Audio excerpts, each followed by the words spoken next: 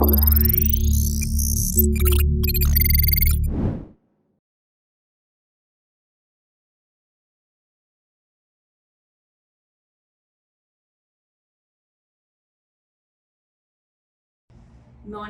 This is Mary Kennedy from the law offices of Mary Kennedy. This is just a short video about after you get your green card permanent resident card approval. What after getting your GC? Could you please elaborate? Yeah, we are very glad there are so many approvals that's coming in for the 485 filings, and we are very thankful for USCIS for the approvals, and they are working very swiftly for the approval rate. And when coming back to the permanent resident card, what should I do? The first question is, I had been so long with my current employer, so can I change my employer now? That's a major question that we are getting as an email and everything. So you have to understand this. You had been with this other employer for so long, but at the same time, the permanent resident card has a very different criteria when it's applied for. This is for a permanent position, which is different from the current one that you're working for. Even though it's the same employer, another criteria remains the same. This is for the bona fide good faith intention that the employer has agreed on when they submitted the 485J. So one of the minimum requirements or the criteria we advise, there is no legal specification onto that, how long a beneficiary remains with the same employer. However, as a norm, it is between 6 months to 1 year that you have to be, it's advisable for you to remain with the employer who sponsored the permanent resident card.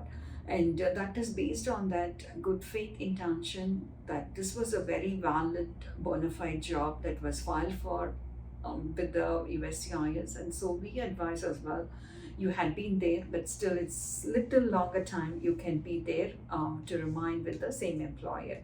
And the second one is, and the second question is, you have so many other options. You can be a part-time working for other employer at this point of time, or you can be working with you can have your own LLC or any incorporation. You have every other eligibility that allows you to be a permanent resident.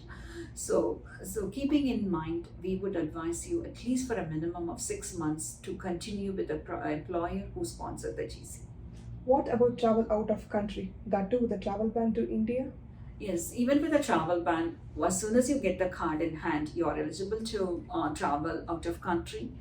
And only criteria that you have to keep in mind is, even though your travel is, even if you plan your travel for a shorter period, for unfortunately if you have to extend it or any point of time, still you're on the permanent residence. So plan to come back within the 6 months, 180 days time period, as the port of entry officer has a very broad discretionary authority. And so when they understand that when you don't have the intention to keep United States as to be a permanent resident, they have the power to revoke your GC. But it is in a very limited situation it happens.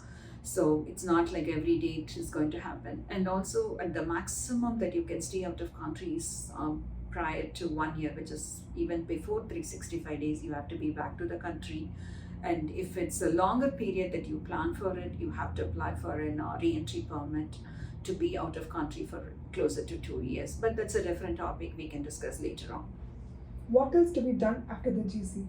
So this is the three criteria, very important criteria that you need to follow on this. The first one is, as soon as you get your green card, you have to update the SSN office. The earlier SSN card that has been issued, you can be on any status that you are issued for H1B, or it can be on an H4EAD or any other eligibility of employment. You would have been issued a SSN. So you have to update the card stating that you have now a permanent resident card. Earlier it says valid with work permit, so you have to update your local office to that you got your immigrant status, which is the green card. And the second important thing, not for everyone, but if your children got the green card based on after 18, if they are 18, they have to be registering themselves into selective services. You can Google it, or we can provide you the link for it.